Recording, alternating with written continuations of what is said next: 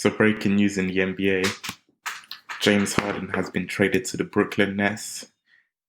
So looking at the trade that we can see now, it seems that 4 teams have been involved in this trade.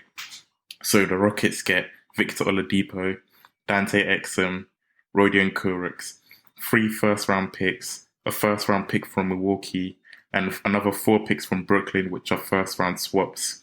The Nets obviously get James Harden. The Pacers get Caris LeVert and a second-round pick, and the Cleveland Cavaliers get Jarrett Allen and Taurean Prince. So looking at this trade, I mean, it's a crazy one, to be honest. Brooklyn really have bet their whole future on this current lineup of Kevin Durant, James Harden, and Kyrie Irving.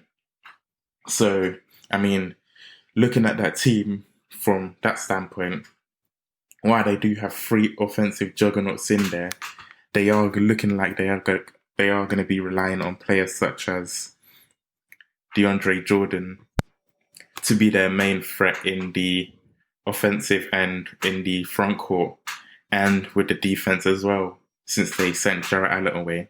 So that's going to be really interesting to consider. Are they really going to be playing small ball a lot of the time, with Durant playing at the 4 and even at the 5 sometimes with that?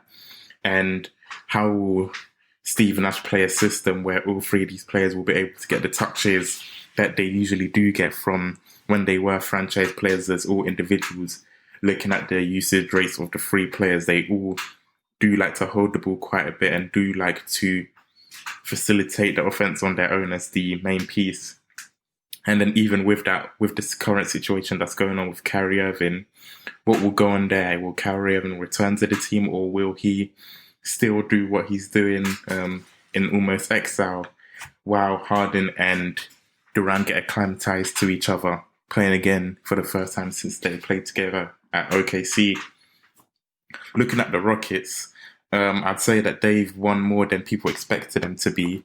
Being able to get a player of Victor Oladipo's caliber, someone who was a NBA All-Star, I mean, that's something that's really good for them, for the main fact that looking at their new starting lineup possibility, they've got John Wall, Victor Oladipo, Eric Gordon, Christian Wood, and DeMarcus Cousins. So looking at this team, while people may think that they were a team that was destined to miss out on the playoffs if they had kept Harden, with the way that the current chemistry issues were, with this team they could actually possibly make the play-ins for the NBA playoffs and could actually be a team that could be competitive. And then alongside with that, they have got a lot of picks that they did receive from the Brooklyn Nets and from other teams. So if this doesn't work out, they do have a lot of picks that they can use to rebuild for the future, which is one of the most important things when you are trading over a superstar of James Harden's quality. Meanwhile, for a team like the Indiana Pacers, somehow they got in this, I don't know, but the interesting thing for them is they were able to get Victor Oladipo's contract off the books, which a lot of people did feel that they had trouble with him and he wasn't happy in Indiana, with a lot of rumours of him wanting out and him causing trouble among the team, especially with when you see how Nate Bjorken had been playing almost better without him, and players like Domantas Sabonis were looking like the main leaders of the franchise, while Oladipo hadn't really got back to the form of what people remembered him for.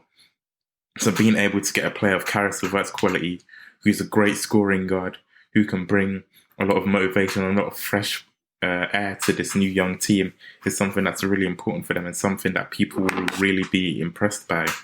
Meanwhile, for the Cleveland Cavaliers, being able to get 2 players such as Jarrett Allen and Taurean Prince is great for them, with those 2 players that they have in Colin Sexton and Darius Garland. They're able to reset their team to have 2 more young players to add to their team, which can bring depth to the front court along with the backcourt that they have.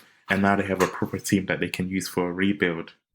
One of the interesting things to look at this was earlier in the night when people thought that he was going to go to the 76ers.